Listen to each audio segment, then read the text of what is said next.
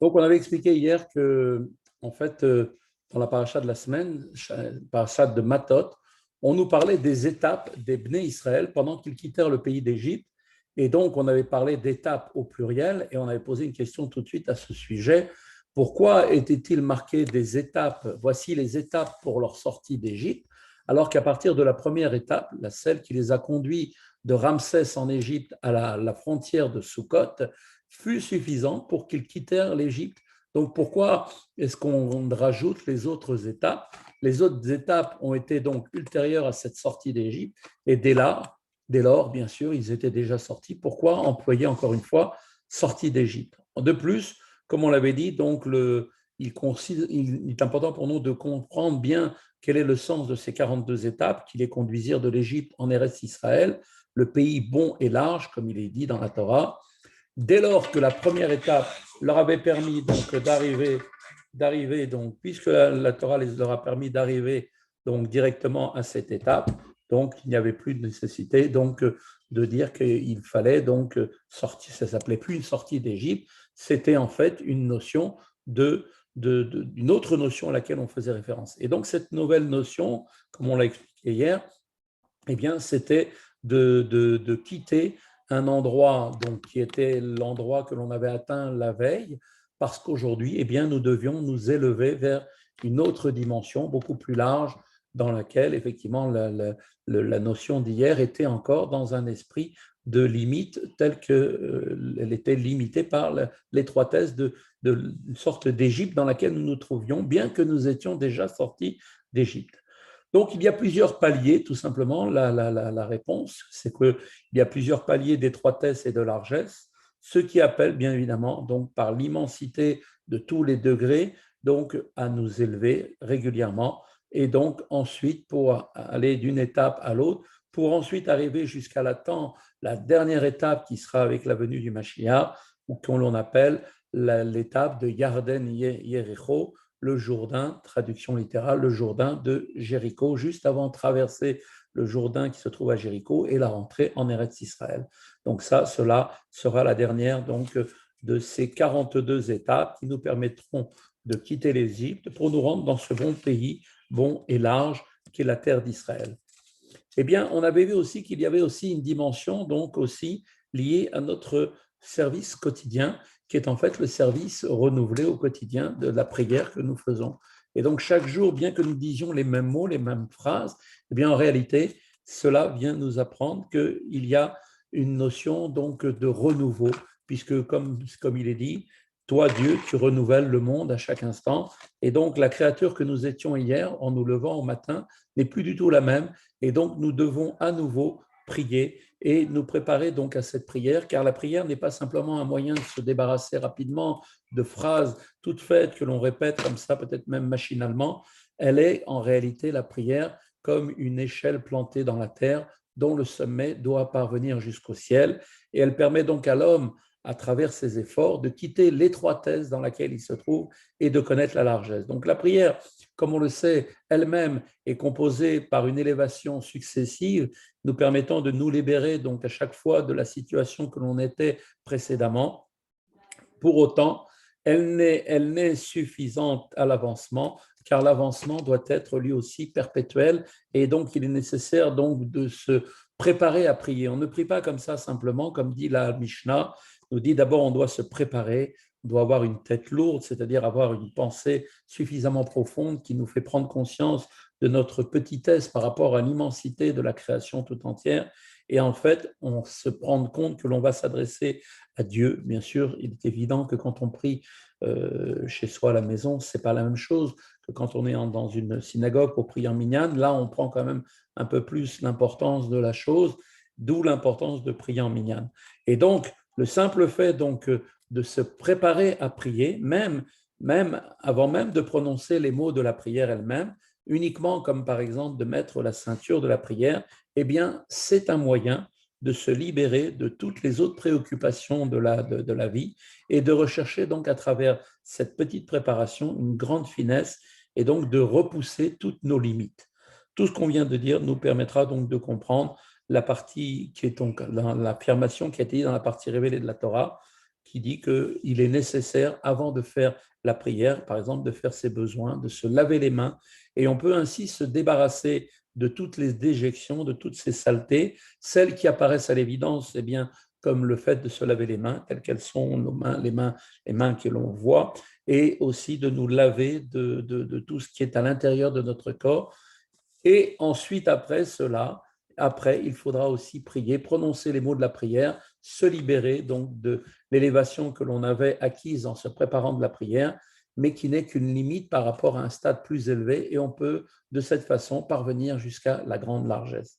La prière, comme on l'avait expliqué, évoque plusieurs paliers, et donc on avait expliqué qu'elle représentait l'élévation vers les quatre mondes, en démarrant de notre monde, le monde de Asiya, on s'élevait ensuite dans la prière à partir de Baruch She'amar dans le monde de Yitzhira. Quand on arrive à Shtabar, on arrive au monde de Bria. Et quand on est dans le Shmone Esrei, donc le point culminant de la prière, on est dans le monde de Hatzilut. Et là, on avait expliqué que normalement, on perd toute conscience. On est comme un maître, un serviteur devant son maître. Et donc, nous n'avons plus la possibilité de parler. C'est pour ça qu'on dit Hachem sefatai tiftach ufi yagid elatecha. Dieu, toi, tu vas ouvrir mes lèvres pour dire ta louange. Ainsi, Dieu nous donne les mots pour pouvoir donc les répéter, car nous ne pouvons que les répéter. Alors, la question qu'on se pose, qu'on avait dit, on avait posé la question hier, c'est que dans le Shmone Esrei, on voit ces deux notions, deux aspects complètement opposés. D'une part, la soumission est alors totale, puisqu'on n'est même plus capable de pouvoir prononcer les mots, donc il faut que Dieu nous mette les mots dans notre bouche. Mais d'autre part, on voit que concrètement, on exprime nos besoins. On demande à Dieu la parnassa, on demande à Dieu la bonne santé, on demande à Dieu tout ce dont nous avons besoin, qui sont les 7 ou 8 bénédictions que l'on rajoute. Et donc, comment peut-on faire fonctionner deux choses en même temps? Eh bien, on vient nous montrer que, en réalité, au moment où on arrive, au moment de la prière du Shmone Esrei, on atteint une dimension qui est au-delà du monde, une dimension qui dépasse toutes les limites de la nature. On est monté à un niveau surnaturel où le bien et le mal, le noir et le blanc, la lumière et les ténèbres sont exactement la même chose. Donc on peut, à ce moment-là, bien que ce sont des sujets antagonistes, le fait d'être soumis à Dieu et en même temps de demander ses propres besoins, eh bien c'est parce qu'on est dans une situation qui préfigure déjà la révélation que l'on obtiendra dans le monde futur, comme il est dit qu'à ce moment-là, toute chair verra que la bouche de Dieu parle. Alors la chair physique, qui est normalement limitée, eh bien, il y aura quelque chose de carrément, donc complètement contradictoire. Eh bien, cette chair qui est physique et limitée percevra l'infini divin qui se trouve dans la création. Et là encore, ces deux éléments antagoniques seront donc reliés à ce moment-là. Malgré l'élévation énorme que nous avons obtenue pendant le Shemona Esrei, il faudra prier encore une fois, pas seulement aujourd'hui, mais aussi demain. Et là encore, il faudra se préparer. Tout d'abord, puis ensuite lire le texte de la prière. En effet, pourquoi? Parce que le plus haut sommet qu'on a atteint la veille, eh bien, reste à partir de demain, pour le lendemain, une limite par rapport à celui que l'on doit maintenant rejoindre ensuite. Ceci est vrai effectivement pour la prière et s'applique aussi de la même manière dans tous les autres domaines du service de Dieu. Un homme doit toujours, et c'est un principe fondamental, connaître une avancée spirituelle perpétuelle. Même s'il s'est libéré du mal le jour précédent, qu'il est parvenu à une telle élévation, une véritable élévation, il doit avoir, et chacun d'entre nous doit y penser concrètement, que cela n'est pas suffisant, car par référence à un niveau, un stade plus élevé, eh bien, on se trouve toujours en contact avec le mal. Et donc, le niveau précédent qu'on avait atteint la veille n'est plus du tout adapté à la situation d'aujourd'hui. La preuve, c'est que Dieu nous donne à nouveau la vie aujourd'hui. Pourquoi? Parce qu'il nous demande encore d'avancer, d'évoluer.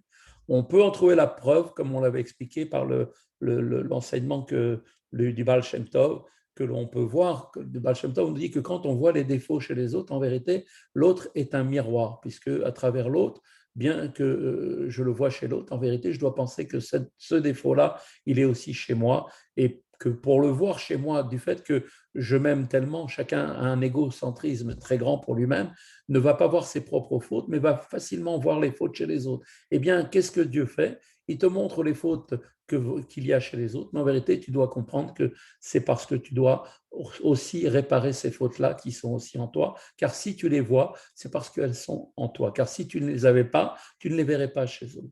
Donc, Il nous faut nous libérer de cette limite. Le corps physique ne doit pas être, comme on l'a expliqué, brisé par des jeûnes, comme le pensaient les grands maîtres du Moussard à l'époque, qui jeûnaient, qui se mortifiaient le corps. On doit essentiellement, donc, à notre génération, donc, et nous élever en apportant, donc, comme disait le Baal Shem Tov, lorsque tu verras l'âne de ton ami ployer sur son fardeau, eh bien, tu penserais pouvoir l'abandonner. Eh bien non, le Baal Shem Tov nous dit non, tu viendras en aide. Cet âne-là, qu'est-ce que c'est cet âne? C'est notre corps physique. Donc, au lieu de le charger, au lieu de lui faire des souffrances, il faut le soulever, il faut l'aider à monter, c'est-à-dire par quoi? En apportant de la lumière. C'est précisément de cette façon, comme le disait le rabbi, qu'on obtiendra la révélation du monde futur, puisqu'à ce moment-là, toute chair, quelle qu'elle soit, verra la chair physique, comme on l'a dit, sera raffinée et affinée au point de pouvoir percevoir la divinité. Alors maintenant, on pourrait poser une autre question. Alors voilà, un homme pourrait se dire, voilà, j'ai fait tellement de nombreux efforts pour transformer ma personnalité. Si je regarde en arrière comment j'étais il y a quelques années et je me vois aujourd'hui, voilà, j'ai pu me libérer du mal le plus évident et le plus grossier. Voilà, avant, je ne mettais peut-être pas toujours les tefilines, maintenant je les mets tous les jours. Avant, je ne priais pas tout le temps, maintenant je prie, je mange cachère, je fais toutes ces choses-là. J'ai connu, effectivement, un homme va se dire, j'ai connu une élévation effective. Je ne suis plus du tout la personne que j'étais il y a quelques années. D'ailleurs, on sait très bien que le Rambam conclut dans ses lois de Tchouva qu'une personne qui a fait Tchouva, on ne peut plus lui dire « Rappelle-toi comment tu étais quand tu venais avec nous faire les 400 coups ». Ça, c'est interdit parce que cette personne n'existe plus. Il y a devant nous une personne totalement différente. Alors, la personne pourrait se poser la question suivante. Puisque j'ai déjà réussi à faire tout ça, pourquoi est-ce que je dois poursuivre mon effort? Le niveau que j'ai atteint me suffit parfaitement, je suis bien, je n'ai pas besoin de me rajouter encore et encore. Jusqu'à où ça va aller, cette histoire? La réponse à cette question est la suivante. La vocation de l'homme est de connaître l'avancement.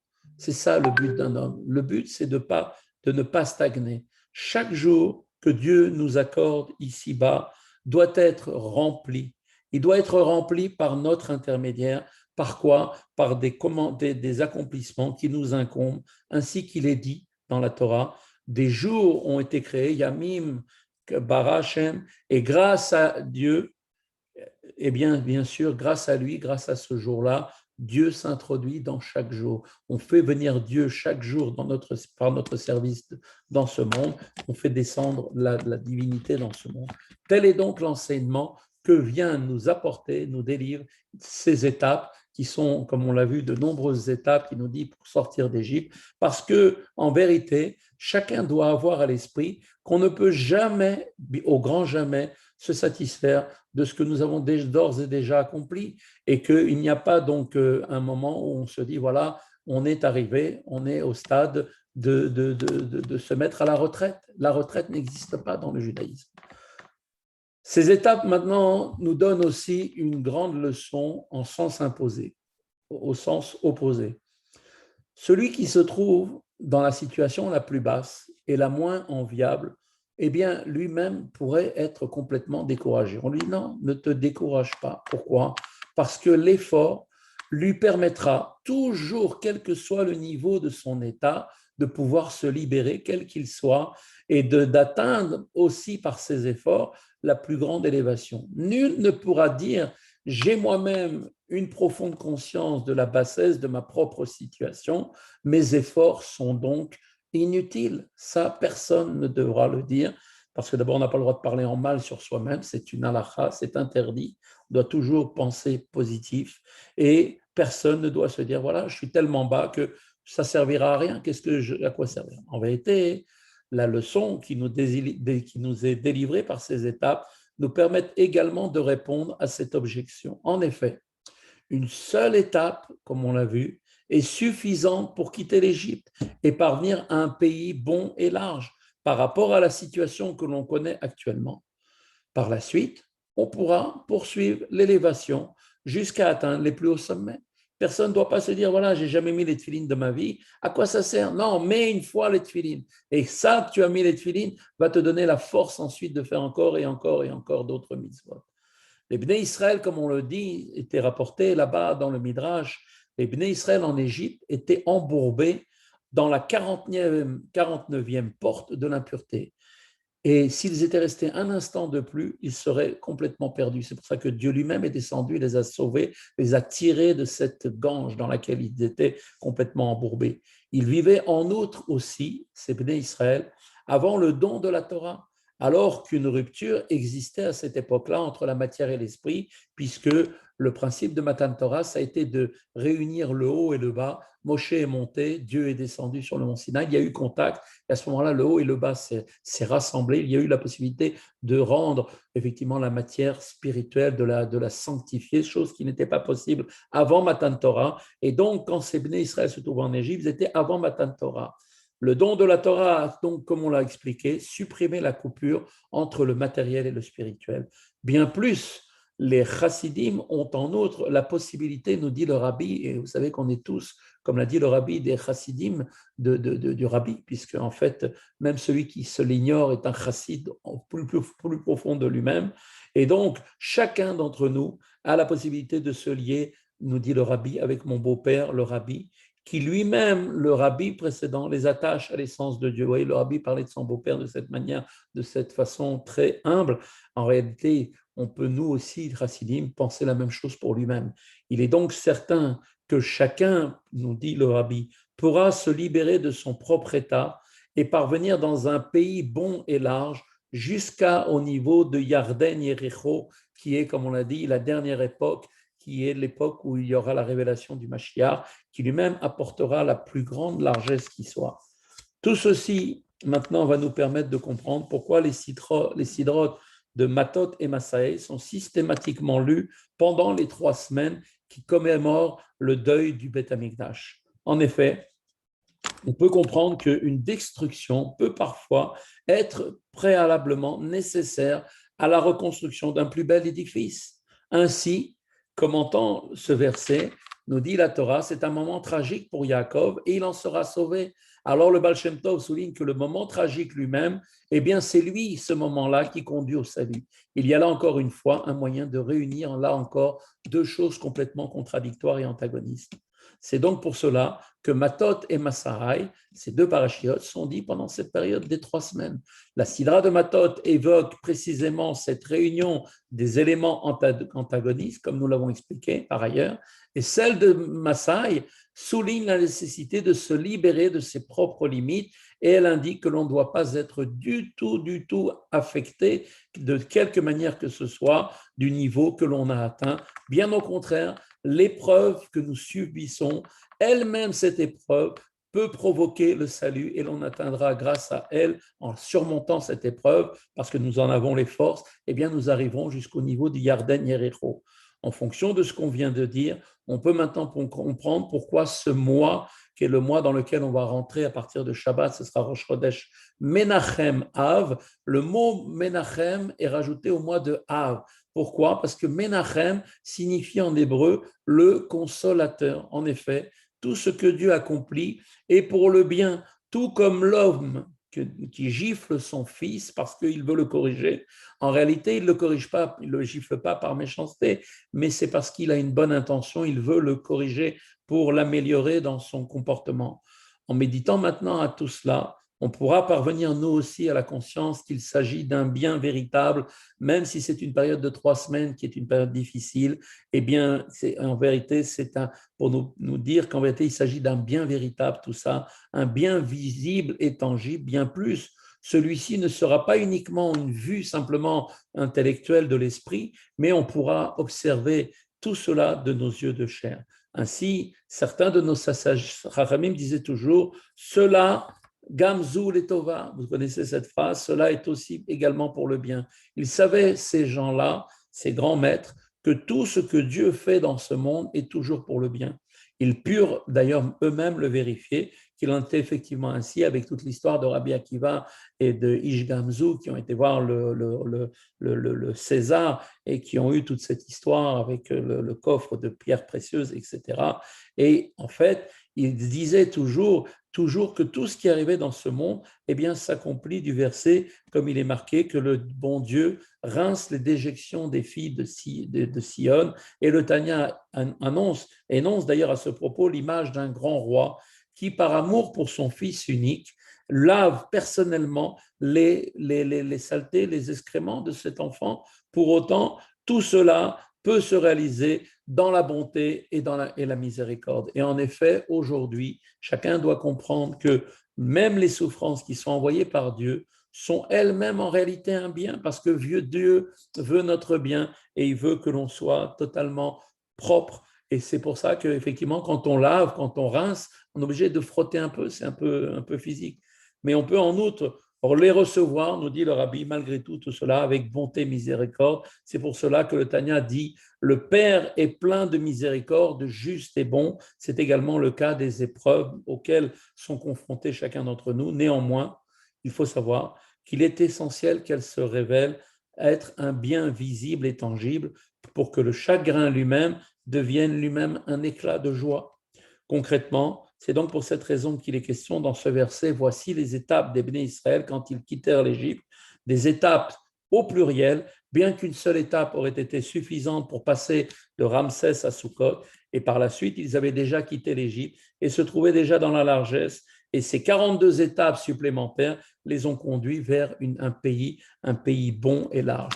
En effet, la Torah est éternelle et en toute époque, chacun doit se libérer de sa propre Égypte, des limites qu'il subit au quotidien pour faire parvenir lui-même dans ce pays bon et large et obtenir par cela la véritable largesse. Néanmoins, celui qui par son propre effort s'est déjà libéré de l'Égypte doit savoir que ce n'est pas encore suffisant, car par rapport à l'élévation à laquelle il peut aspirer, le stade dans lequel il se trouve maintenant qu'il vient d'atteindre, eh bien, s'appelle de nouveau l'Égypte, même si pour l'heure actuelle, il est encore pour lui un pays bon et large. En se libérant de son Égypte actuelle, il peut accéder à un niveau. Et une étape de plus est donc nécessaire. Il lui faut connaître l'avancement, rechercher l'élévation, franchir une autre étape, puis une troisième, puis une quatrième. Deux enseignements maintenant découlent de tout ce qu'on vient de dire, et c'est là pour nous l'idée qu'il faut donc garder en notre esprit. Premièrement, celui qui se trouve au sommet le plus élevé doit néanmoins poursuivre son avancement sans cesse. Il ne pourra se contenter de ce qu'il a d'ores et déjà obtenu. En effet, un homme doit toujours progresser. Il ne peut s'arrêter et stagner. Il doit accomplir la mission que lui a confiée Akadosh Baruch Hu à chaque juif, chaque jour. Et donc, Dieu nous donne chaque jour ces jours-là, ainsi qu'il est dit, des jours ont été créés et grâce à lui, grâce à ces jours, Dieu s'introduit en eux.